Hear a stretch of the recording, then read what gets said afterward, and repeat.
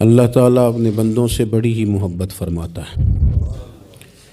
بغیر طلب کے، بغیر دعا کے رزق، مال، اولاد، صحت، عافیت، دوست، احباب، ماں باپ، یہ سب نعمتیں اللہ بغیر طلب کے بندوں کو عطا فرماتا ہے۔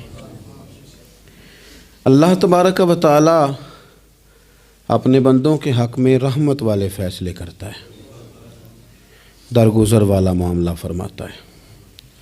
جگہ جگہ قرآن مجید میں اللہ تعالیٰ نے اپنے بندوں پر رحمت کرنے کا ذکر فرمایا ہے۔ ان اللہ یغفر الذنوب جمیعا، فرمایا بے شک رب تمہارے سارے ہی گناہ معاف فرما دے گا، تم نا امید نہ ہونا، وہ معاف کر دے گا تمہیں۔ قرآن مجید میں فرمایا ان اللہ بالناس لرؤوف الرحیم، بے شک اللہ اپنے بندوں پر بڑا ہی مہربان اور نہایت ہی رحم کرنے والا، رؤوف اور رحیم ہے، بڑا مہربان ہے، کرم فرماتا ہے۔ اللہ تعالیٰ اپنے بندوں سے بڑا جلد راضی ہو جاتا ہے، وہ اپنے بندوں کو بہت زیادہ مشقت میں نہیں ڈالتا، وہ اپنے بندوں سے اپنی نعمتوں کا بدلہ نہیں چاہتا، بہت سخت مشقت والی عبادتیں نعمتوں کے بدلے نہیں چاہتا، وہ بڑی جلدی رحم فرماتا ہے۔ ماں پیار کرتی ہے اپنے بچے سے، لیکن وہ ناراض بھی ہو جاتی ہے بعض چیزوں پہ، بعض معاملات اس کا دل بھی دکھاتے ہیں، بعض جگہ وہ رو کے یہ بھی کہتی ہے کہ تو نے میری محبت کا کوئی نتیجہ نہیں مجھے دیا، میری ساری کمائی تو نے ضائع کر دی۔ والد بہت ساری جگہوں پہ ناراض ہوتا ہے، شکوہ کرتا ہے، کہتا ہے میری بیماریوں کی، پریشانیوں کی، بڑھاپے کی، کمزوریاں کا سبب بیٹے تو ہی بن گیا، یہ ساری تکلیفیں تو ٹھیک ہو جائیں تو میری شاید عمر بھی بڑھ جائے، صحت بھی ٹھیک ہو جائے، میں زیادہ دیر جوان رہ سکوں۔ ناراض ہوتے ہیں ماں باپ، اسی طرح ماں باپ راضی بھی ہو جاتے ہیں، وہ بڑی جلدی راضی ہو جاتے ہیں۔ میں اکثر کہتا ہوں کہ والد کو راضی کرنے میں 5-7 منٹ لگ جاتے ہیں، اماں تو 1.5-2 منٹ میں راضی ہو جاتی ہے، ابا جی کو 5-7 منٹ لگتے ہیں، کئی دفعہ کہنا پڑتا ہے، کچھ دلائل دینے پڑتے ہیں، لیکن والدہ کے لیے تو کچھ بھی نہیں، آپ نیرا جا کے پیروں میں بیٹھ ہی جائیں، کچھ بھی نہ کریں، آپ پورا روئیں، نہ رونے والا منہ ہی بن جائے تو اماں تو نرم ہی نرم ہے، جس وقت جو مرضی آپ کرا لیں ہو گیا۔ اللہ تبارک و تعالی بلا مثال و بلا تشبیہ سمجھانے کے لیے عرض کرتا ہوں، اللہ بھی بعض معاملات میں اپنے بندوں سے ناراض ہو جاتا ہے، وہ کہتا ہے میں تکبر کرنے والوں کو پسند نہیں کرتا، وہ کہتا ہے فسادی پسند نہیں ہیں، وہ فرماتا ہے کہ راہوں میں کجی کرنے والے پسند نہیں ہیں، وہ فرماتا ہے کہ بدعہدیاں کرو گے تو میں صبح قیامت تم سے سوالات کروں گا۔ اللہ تبارک و تعالیٰ بہت ساری چیزوں کو ناپسند کرتا ہے، ناراض ہو جاتا ہے، بلکہ نبی پاک صلی اللہ تعالیٰ علیہ وسلم نے فرمایا تم بات کرتے کرتے کوئی ایسا جملہ بول دیتے ہو کہ رب اتنا ناراض ہوتا ہے کہ تمہیں پتہ بھی نہیں ہوتا، تمہارے لیے جہنم کا فیصلہ کر دیتا ہے۔ اس لیے پہلے تولو پھر بولو، خود اپنے لفظوں کی تو تم پہرے داری کرو نا کہ میں کیا کہہ رہا ہوں۔ کوئی ایسا جملہ، کوئی ایسی بات وارث شاہ مان کری نہ وارثاندہ، کوئی ایسی بات نہ تمہاری زبان سے نکلے۔ اور حضور یہ بھی فرماتے ہیں کہ اس کا دوسرا پہلو بھی ہے، بعض اوقات تم بات کرتے ایسا جملہ کہتے ہو وہ اتنا راضی ہوتا ہے کہ تمہارے لیے جنت کا فیصلہ فرما دیتا ہے۔ مسلمان کو اب یہ حکم ہے، اس ساری گفتگو کا نتیجہ یہ ہے کہ وہ اپنے جذبات پر، خیالات پر، نگاہوں پر، زبان پر، کانوں پر تھوڑی توجہ دے، بے لگام نہ بنے، بے ترتیب نہ بنے، جو طبیعت میں آئے کر نہ گزرے، تھوڑا سا نہ سوچے سمجھے اور تھوڑا سنبھل کے چلے، کبھی ان کاموں کی طرف نہ جائے جن سے رب ناراض ہو جاتا ہے، ان کاموں کی طرف بڑھے جن سے اللہ راضی ہوتا ہے۔ میرے نبی پاک صلی اللہ تعالیٰ علیہ وآلہ وسلم نے ارشاد فرمایا، بعض احادیث میں لفظ یہ ہیں کہ اللہ اپنے بندوں کو دیکھ کے مسکراتا ہے، جو اس کی شان کے لائق ہے۔ جس ترتیب سے ہم مسکراتے ہیں، جس ترتیب سے ہم روتے ہیں، جس ترتیب سے ہم کسی بات کا اظہار تشکر کرتے ہیں، خدا ان باتوں سے پاک ہے۔ اب بہت ساری حدیثوں میں آیا کہ وہ مسکراتا ہے، تو کیا مطلب ہے مسکرانے کا؟ تو علماء تفسیر نے لکھا ہے مسکرانے کا مطلب یہ ہے کہ وہ بڑا ہی راضی ہوتا ہے اپنے بندے سے، بڑا راضی ہوتا ہے، یہ مطلب ہے۔ ایک تو مسکرانے کا مطلب یہ کہ وہ بڑا راضی ہو گیا، بڑا راضی ہو گیا، وہ مسکرا دیا اپنے بندے پہ۔ اور ایک اس کا معنی خود نبی پاک صلی اللہ تعالیٰ علیہ وسلم نے بیان فرمایا۔ مسند امام احمد بن حنبل میں حدیث ہے، حضور سید عالم علیہ السلام سے صحابہ نے پوچھا یا رسول اللہ شہید تو بڑے لوگ ہوتے ہیں، شہیدوں میں افضل کون ہے؟ تو اللہ کے حبیب علیہ السلام فرمانے لگے وہ والا بندہ جو ڈٹ گیا تھا کافروں کے مقابلے میں، وہ ہلا نہیں، پوری طرح ڈٹ کے جو لڑا وہ شہداء میں افضل ہے۔ حضور فرماتے ہیں وہ جنت کے بالا خانوں میں سیر کرے گا اور رب اسے دیکھ کے مسکرائے گا، رب اسے دیکھ کے مسکرائے گا، اللہ تعالیٰ مسکراتا ہے اسے دیکھ کے۔ اور اگلے جملے میں حضور نے وضاحت کر دی، فرمایا جب رب دنیا میں کسی پر مسکراتا ہے نا تو اس کا معنی یہ ہے کہ قیامت میں پھر اللہ اسے حساب کوئی نہیں لے گا۔ جس پر اللہ دنیا میں مسکرا دیا اس سے کوئی حساب، تو وہ کام ڈھونڈنے چاہیے نا جس سے اللہ مسکرائے۔ ویسے کبھی ہم ایسا کرتے ہیں کہ نہیں کہ کسی کو راضی کیا جائے؟ یہ کام ہم کرتے ہیں کہ ہماری کمپنی کا جو سربراہ ہے وہ ہم سے راضی رہے، جس ادارے میں ہم پڑھاتے ہیں اس ادارے کا بڑا ہم سے راضی رہے، یہ کرتے ہیں ہم۔ اس کے لیے کچھ نہ کچھ ہیلے بہانے ہم کرتے ہیں، برادری، قبیلہ، علاقہ، بستی، لوگ کسی طریقے سے ہمارے ساتھ مطمئن رہیں، کرتے ہیں نا یہ سارے کام۔ اس میں تھوڑی مشکل بھی ہمیں آتی ہے لیکن کرتے ہیں، کیا کریں۔ گھر میں بھی کئی دفعہ ایسا ماحول بنانا پڑتا ہے۔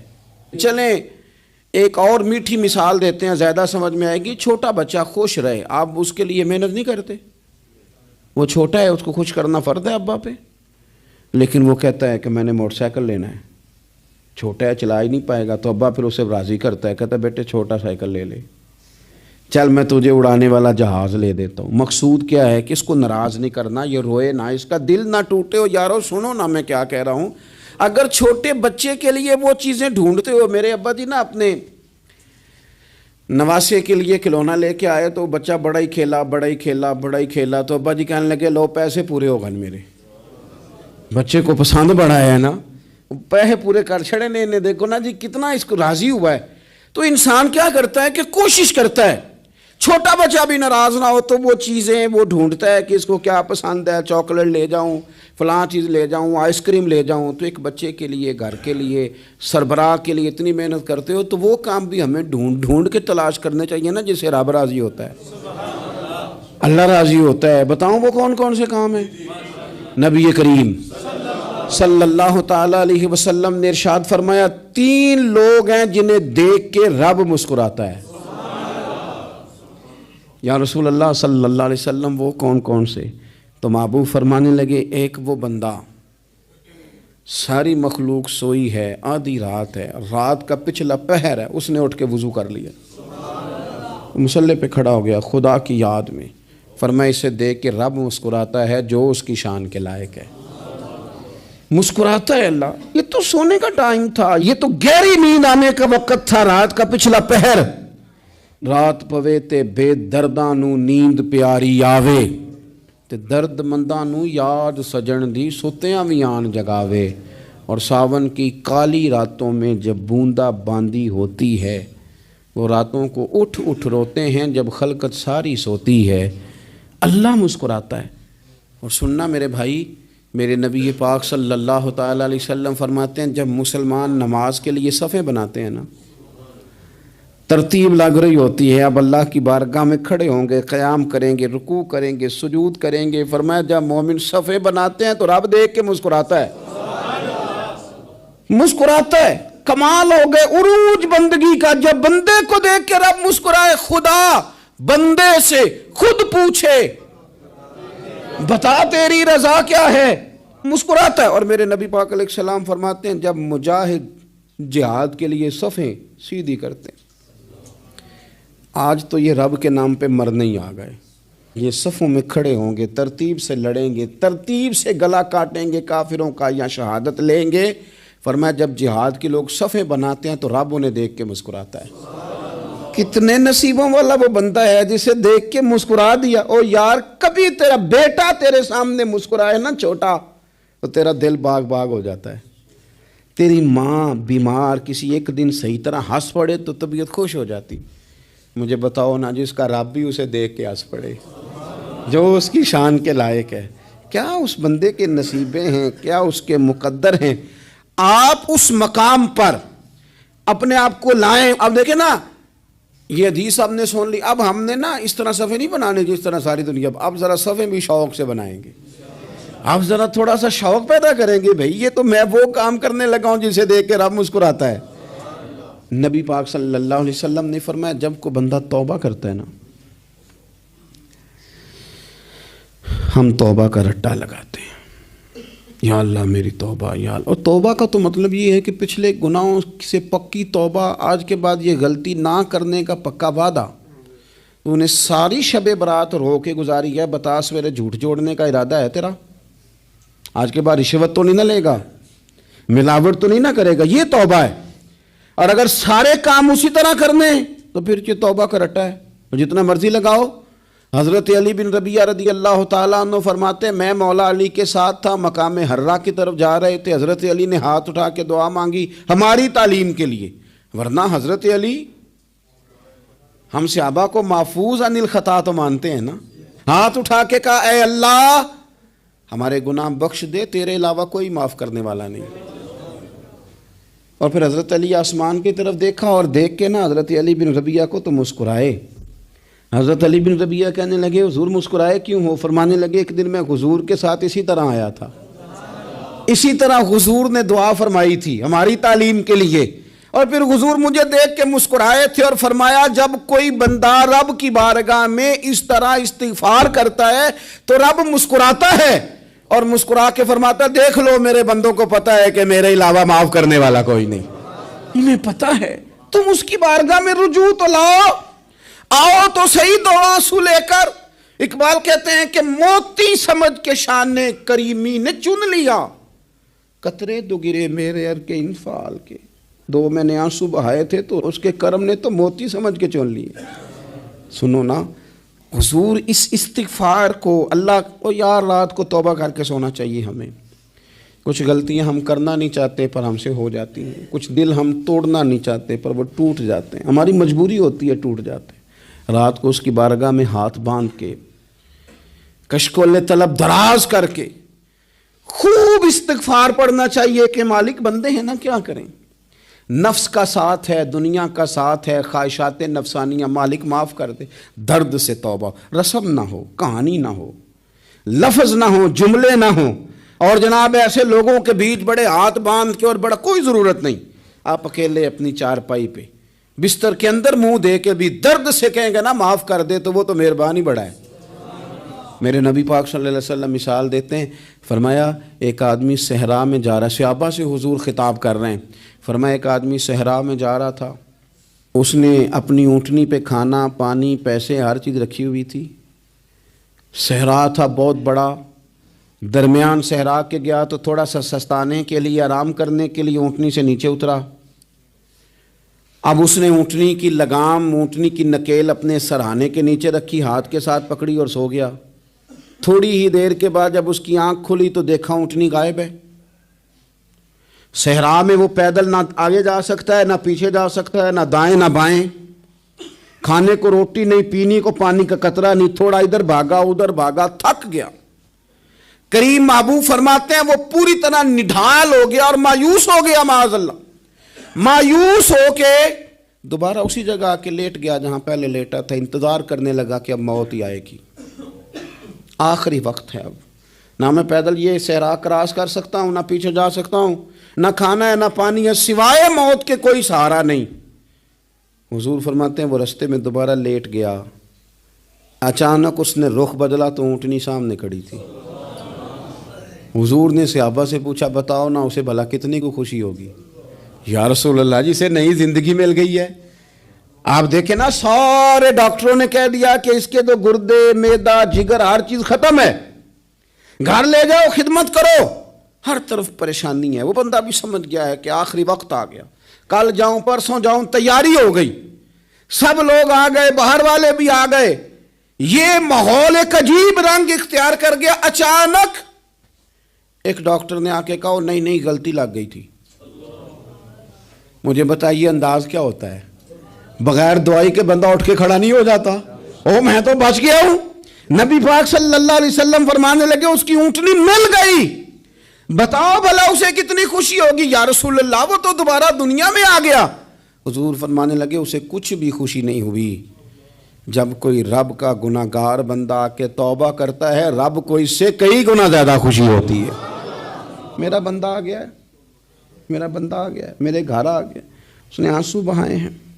اس نے کہا اللہ میں تیرا ہی ہوں, تیرا ہی رزق کھاتا ہوں, تیری ہی زمین پہ رہتا ہوں, تیرے نام سے میری سانسیں چلتی ہیں. وہ آ گیا. فرمایا اس اونٹنی والے سے زیادہ رب کو خوشی ہوتی ہے جب گناہ گار آ کے توبہ کرتا ہے. گناہ گاروں کے آنسو اس کی بارگاہ میں بڑے مقبول ہیں. لیکن ہم رسم ادا کرتے ہیں, توبہ نہیں کرتے. ہم اپنے آپ کے ساتھ دھوکہ کرتے ہیں, جھوٹ بولتے ہیں. ہم بندہ کوئی ناراض ہو جائے تو ہمیں کو نہیں نیند آتی, اس کے گھر چلے جاتے ہیں. ہم اپنے سارے رشتوں کو تعلقات کو مینٹین کر کے رکھنے کے عادی ہیں. ہمیں پتہ ہے کہ وہاں میں نہیں جا سکا تو بیٹا بھیجتا ہوں, فلاں شادی پہ میں نہیں جا سکا تو بھتیجا بھیجتا ہوں, بھائی بھیجتا ہوں. ہر تعلق کا ہم نے خیال رکھا کوئی روٹھ نہ جائے. لیکن کمال ہے نا, یہ نہیں سوچا کہ اگر رب روٹھ گیا تو جب وہ روٹھ جائے نا تو سارے رشتے بھی بندے کے پاس موجود ہوں تو کوئی کرامت نہیں ہوتا.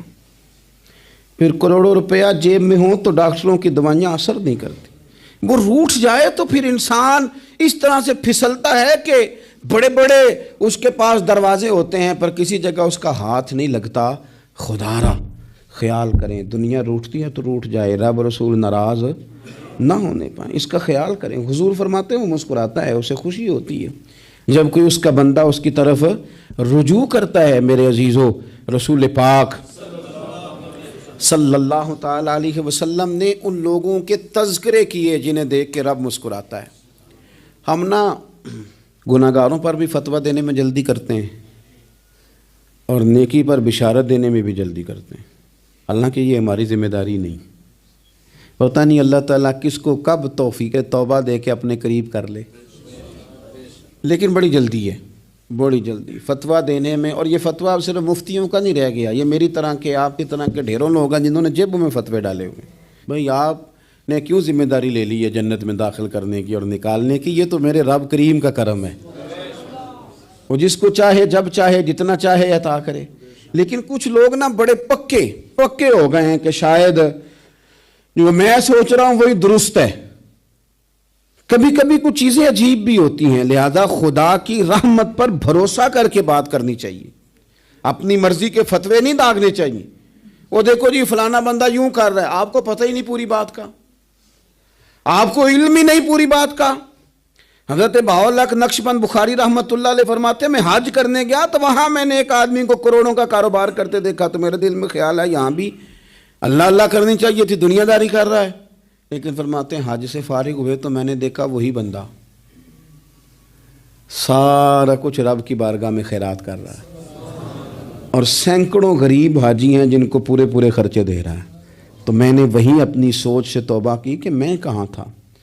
بڑی جلدی کھڑے نہ ہو جائیں. حضرت حسن بصری رحمۃ اللہ تعالیٰ علیہ ارشاد فرماتے ہیں کہ میں دریا کے کنارے گیا تو وہاں میں نے ایک شخص کو دیکھا, وہ اپنی ایک خاتون کی گود میں سر رکھ کے بیٹھا اور قریب ایک بوتل بھی پڑی ہے.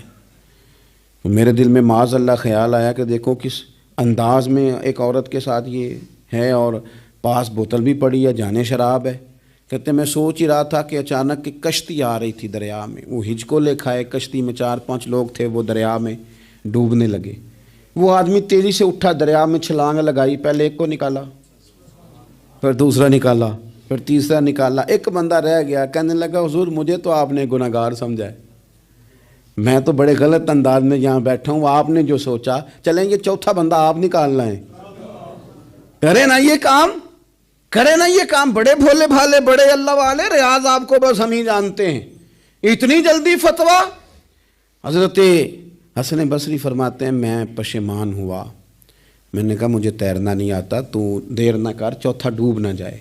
پھر اس نے چھلانگ لگائی, چوتھا بھی نکال لایا اور کہنے لگا حضرت آپ نے جلدی کی سوچنے میں, یہ بی بی میری ماں ہے اور یہ سرکے کی بوتل ہے, ہم ماں بیٹے کا یہ مشغلہ ہے کہ یہ وہ جگہ ہے جہاں آ کے لوگ مسافر اترتے ہیں، اور یہاں سے کسی کا گھر 100 میل ہے، کسی کا 200 میل ہے، ہم صبح سرکہ کھجوریں روٹیاں لے کے یہاں آتے ہیں، مسافروں کی نوکری کرتے ہیں، کوئی پریشان ہو تو مدد کرتے ہیں۔ حضرت خواجہ حسن بصری فرماتے ہیں میں نے معافی مانگی، ان سے بھی مانگی، رب سے بھی مانگی، انہوں نے مانگ لی نا بزرگ تھے، پر ہم کو نہیں تیار مانگنے کو۔ ہم ہر وقت بدگمانیاں، وہ فلانے جرم کرتا تھا، میں اسے اب کیسے نیک مان لوں؟ بھئی اب وہ نمازی ہے، خدا کے گھر آتا جاتا ہے، اب اللہ کی بارگاہ میں حاضر ہوتا ہے، جب رب نے معاف کر دیا تو بھی سوچ بدل جا۔ سنیں حضور کیا فرماتے ہیں، نبی پاک صاحب العلاق صلی اللہ تعالی علیہ وسلم فرماتے ہیں، مسند امام احمد بن حنبل دیکھیے، فرمایا رب اس وقت بڑا ہی مسکرائے گا جب قاتل بھی جنت میں جائے گا، مقتول بھی جنت میں جائے گا۔ یا رسول اللہ مقتول تو گیا، یہ قاتل کیسے چلا گیا؟ حضور فرماتے ہیں جائے گا، اور جائے گا اور رب مسکرائے گا، جو اس کی شان کے لائق ہے۔ یا رسول اللہ کس طرح؟ تو نبی پاک صلی اللہ علیہ وسلم فرمانے لگے اس نے ایک مومن کو قتل کیا تھا، وہ شہید ہو کے جنت میں چلا گیا، اب اللہ نے بعد میں اسے توبہ کی توفیق دے دی، پہلے اس نے کلمہ پڑھا، پھر یہ میدان میں اترا، کافروں سے لڑا، یہ شہید ہوا، رب نے اسے بھی جنت دے دی۔ قاتل بھی جنت میں، مقتول بھی جنت میں، اور بات اتنی انوکھی ہے کہ رب دیکھ کے مسکرا رہا ہے، جو اس کی شان کے لائق ہے۔ ہم جلدی میں ہیں، ہم انتظار نہیں کر رہے کہ شاید توبہ کر جائے، ہم انتظار نہیں کر رہے، لیکن میرے عزیز اتنی جلدی نہ کریں۔ سوچوں کا صاف ہونا، ذہنوں کا پاک ہونا، اور لوگوں کے بارے میں گمان کا اچھا ہونا۔ آپ کسی نفسیات کے ڈاکٹر کے پاس چلے جائیں، اسے کہیں ٹینشن بڑی ہے، میں ان کے مضامین پڑھتا رہتا ہوں، وہ سب سے پہلا سبق آپ کو یہ پڑھائیں گے کہ اچھا سوچا کریں۔ اچھا سوچنے سے بندہ تندرست رہتا ہے۔ کس سے بندہ تندرست رہتا ہے؟ ہیں جی واقعی، یعنی اس والے پڑوسی کے بارے میں بھی اچھا سوچنا ہے، گھر میں اس والے کے بارے میں بھی، چھوٹے بھائی کے بارے میں بھی اچھا سوچنا ہے، اور بڑے کے بارے میں بھی اچھا ہی سوچنا ہے۔ یعنی اپنی برادری قبیلے کے بارے میں بھی اچھا سوچیں، جو قبیلے کا نہیں اس کے بارے میں بھی چلیں تھوڑا سا اچھا سوچ لیں۔ اپنے بارے میں تو اچھا سوچا ہے بڑا، میں کہتا ہوں کہ ہم اپنی غلطیوں سمیت اپنے آپ سے بڑا پیار کرتے ہیں، اور دوسرے کی ایک غلطی نظر آ جائے تو ہمیں گھین آنے لگ جاتی ہے۔ آپ جلدی نہ کریں، مالک نے موقع دیا ہے بندوں کو، نہ وہ کسی کا رزق چھین رہا ہے، نہ سانسیں چھین رہا ہے، وہ اپنی زمین پہ چلنے بھی دے رہا ہے، رہنے بھی دے رہا ہے، تو جب اس نے موقع دیا ہے آپ بھی تھوڑا موقع دیں۔ اللہ بڑا کریم ہے، دروازے کھولے گا، اس کے بندے اس کی بارگاہ تک پہنچیں گے۔ بدگمانیاں اور پھر بدگمانیوں کا عروج، اور اس لیول تک جا کے بات کر دینے کا جہاں سے خوف آئے کہ یار یہ بات نہیں کرنی چاہیے تھی۔ رسول کائنات سرور دو عالم صلی اللہ تعالی علیہ وسلم فرماتے ہیں کہ اللہ مسکراتا ہے۔ دیکھو ہمارے ہاں نا ایک اور بھی مسئلہ بن گیا ہے، میں نے کچھ لوگوں کو نا پکا، میرے پیارے ہیں، محبت ہے مجھے، تو میں چونکہ آپ میری کلاس ہیں، میں مشاہداتی اور تجرباتی باتیں بھی کر لیتا ہوں، اسی کی روشنی میں کئی دفعہ گفتگو بھی تیار کرتا ہوں۔ کچھ لوگوں نے نا پکا ذہن بنا لیا یہ کہنے کا کہ ہاتھ بڑا تنگ ہے، پکا، آپ جس وقت پوچھ لیں ان کا ہاتھ اور بڑا ہی زیادہ تنگ ہے۔ آپ یقین کریں، بہن کا جو خامند ہے وہ کہہ رہا ہے جا حصہ لے کے آ، تیرے بھائیوں کی کمائی تو نہیں، تیرے ابا کی ہے، لے کے آ۔ وہ بیچاری اس کی منتیں کر رہی ہے، کہتی ہے اگر جاؤں گی نا تو وہ کہیں گے حصہ لے جا، آج کے بعد ہمارے گھر نہ آنا، میرا دروازہ نہ بند کرو، مہربانی کرو۔ اور بھائی سے بات کرتی ہے تو کہتا ہے ہاتھ ہی بڑا تنگ ہے، جب ٹھیک ہوگا تو دے دوں گا۔ نہ کریں یہ ظلم، ہمارے اپنے تڑپتے رہتے ہیں اور ہماری دولتیں اندر پڑی رہتی ہیں، ہمارے اپنے چھوٹی چھوٹی ضروریات کے لیے پریشان ہوتے ہیں، لیکن ہم بڑے بڑے بہانے ہیں ہمارے پاس، کہتے ہیں یہ نکمہ ہے، یہ نکھٹو ہے، یہ کام نہیں کرتا، اس میں فلانا ہے، بے فلانا ہے، بلے میں نے نہیں ساتھ چلنا۔ اظہار جب آپ کے اندر پیدا ہوتا ہے نا، اظہار جب کسی کے لیے آپ حساس ہوتے ہیں تو آپ کو بھی سرور حاصل ہوتا ہے۔ نہ کریں یہ کام کہ آپ کو اللہ نے وسعت دی ہے اور ہر وقت آپ ہاتھ تانگ ہونے کا رونا رو رہے ہیں، ہر وقت آپ یہ کہہ رہے ہیں میں بڑی آزمائش میں ہوں، جب خدا نے آپ پہ نہیں ڈالی تو اتنے جھوٹ بولنا صرف اس لیے کہ میرے پیسے بچ جائیں، صرف اس لیے کہانی سنانا کہ حالات میرے بڑے خراب ہیں کہ کوئی بندہ میرے سے کوئی تھوڑا بہت قرض نہ مانگ لے۔ سنو، نبی پاک صلی اللہ علیہ وسلم کے پاس مہمان آ گیا، بخاری مسلم ہے۔ حضور نے ازواج مطہرات کے گھروں میں پیغام بھیجا، کوئی چیز ہے ضیافت کے لیے؟ یا رسول اللہ کچھ بھی نہیں، یہ دو جہاں کے شاہ ہیں اور پاس کچھ رکھتے نہیں، دو جہاں کی نعمتیں ہیں ان کے خالی ہاتھ میں۔ یا رسول اللہ کوئی چیز بھی نہیں۔ حضور نے صحابہ کے مجمع پہ نظر ڈالی، یا رسول اللہ صلی اللہ علیہ وسلم حکم ہو، تو حضور فرمانے لگے تم میں سے کوئی بندہ ہے جو اسے گھر لے جائے روٹی کھلائے؟ ایک صحابی اٹھے فوراً، حضور میں لے کے جاتا ہوں کھانا کھلاتا ہوں۔ فرماتے ہیں میرے گھر میں صرف بچوں کا کھانا تھا، یہ نہیں کہ فریزر بھرا ہوا ہے نعمتوں سے، صرف بچوں کا کھانا۔ یہ نہیں کہ کسی کو دیکھ کے اپنی ہنڈیا پہ برتن دے لیا، صرف بچوں کا کھانا۔ کہتے ہیں گھر گیا، بیوی سے کہا کیا کیفیت ہے؟ کہنے لگی بچوں کی روٹی ہے۔ میں نے کہا بچے سلا دے، صبح ناشتہ کر لیں گے۔ تو کہنے لگی آپ کیا کھائیں گے؟ تو میں نے کہا نہ میں کھاؤں گا نہ تو کھائے گی، مہمان جو نبی پاک کا ہے۔ کہا اچھا، اب ذرا تجویز دیکھو میاں بیوی کی سوجھی آپس میں۔ کہتے ہیں کھانا لگا دینا، کیونکہ ایک آدھ بندے کا کھانا ہے۔ اپنی غربتوں کا ہر جگہ اظہار کرنا، رونا رونا، یہ دیکھو غربت کیسے چھپائی جا رہی۔ اس کو کہا نہیں کہ چل تو تھوڑا رحم کھا، تو آیا ہے تو تھوڑا رحم کھا، یہ نہیں کہا اٹھ کے نا تو کھانا رکھنا اور اٹھ کے نا چراغ ٹھیک کرنے کے بہانے بجھا دینا۔ ہم دنیا والوں کے سامنے کیوں اپنے دکھ بیان کریں؟ ہم جو کہیں گے رب رسول کی بارگاہ میں کہیں گے۔ تو نا چراغ ٹھیک کرنے کے بہانے، اہلیہ اٹھی، کھانا دینے کے بعد چراغ ٹھیک کرنے کے بہانے بجھا دیا۔ خامد بھی ہاتھ چلاتے رہے، بیوی کبھی برتن رکھتی کبھی اٹھاتی، پتہ چلے کہ کھانا کھا رہے ہیں، کھانا کھایا جا رہا ہے۔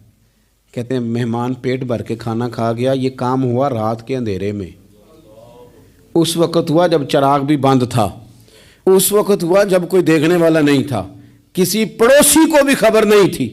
فرماتے ہیں صبح کے اجالے میں اس مہمان کو لے کے مسجد نبوی میں نے قدم رکھا تو نبی کریم نے فرمایا رات جو تم نے کام کیا ہے نا اسے دیکھ کے میرا رب بڑا مسکرایا ہے، اللہ بڑا مسکرایا ہے۔ اللہ تر دامنی پہ شیخ ہماری نہ جائیے، ہم دامن نچوڑ دیں تو فرشتے وضو کریں۔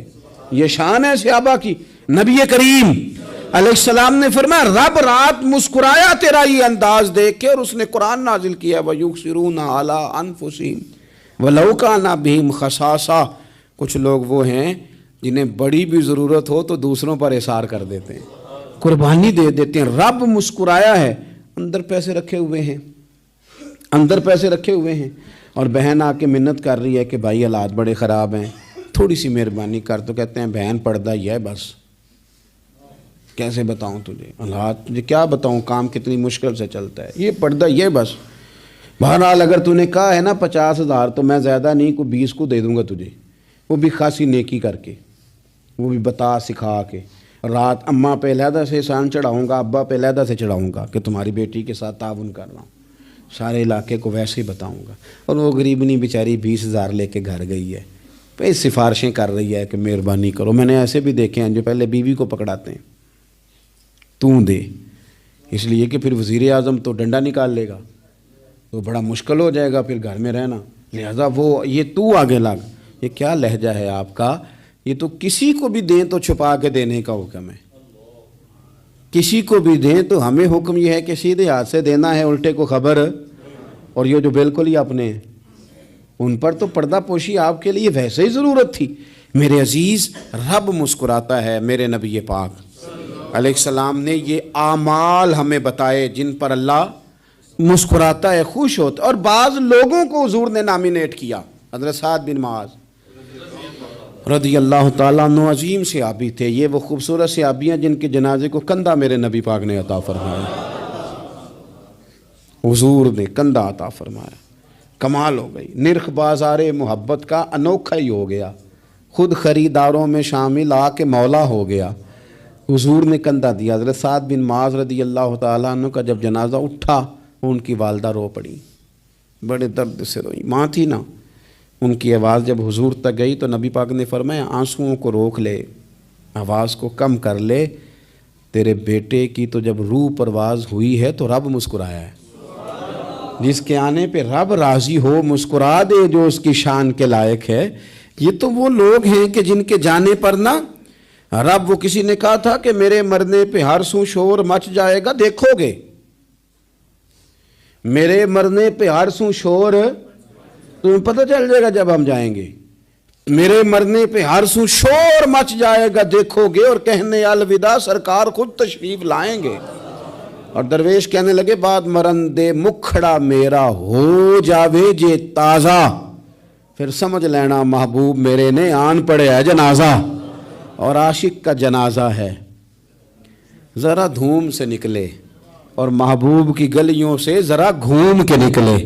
فرمایا کہ ان کے تو جانے پہ رب کریم، اور حضور نے ایک دعا بھی دی۔ حضرت ابو طلحہ، حضرت طلحہ رضی اللہ تعالیٰ عنہ صحابی تھے، ان کا وصال ہو گیا تو حضور نے دعا بھی دی۔ فرمایا یا اللہ جب میرا طلحہ آئے نا تو اس سے مسکرا کے بات کرنا، یہ تجھ سے مسکرا کے بات کرے جو تیری شان کے لائق ہے۔ تو اللہ تعالیٰ غائب درجے راضی ہوتا ہے۔ ایک دفعہ پھر بات دہراتا ہوں، جو میدان میں ڈٹ کے شہید ہو رب اسے دیکھ کے مسکراتا ہے، جو اس کی شان کے لائق، جو توبہ صحیح کریں سچی کریں رب انہیں دیکھ کے مسکراتا ہے، جو اس کی شان کے لائق ہے، جو نماز کے لیے صفیں بنائے رب انہیں دیکھ کے مسکراتا ہے، جو جہاد کے لیے صفیں بنائے رب دیکھ کے مسکراتا ہے، جو لوگ صبح پچھلے پہر اٹھ کے عبادت کریں رب انہیں دیکھ کے مسکراتا ہے، اور جو کبھی کبھی بھوکے رہ کے دوسروں پر قربان کر کے احسار کر دیں رب انہیں دیکھ کے مسکراتا ہے۔ بہت بڑی فضیلت ہے۔ اللہ ان سارے کاموں میں سے کسی ایک کام پہ ہمیں بھی لگا دے، تاکہ یہ بڑی فضیلت اللہ تعالی ہم گناہگاروں کے حصے میں بھی فرما دے۔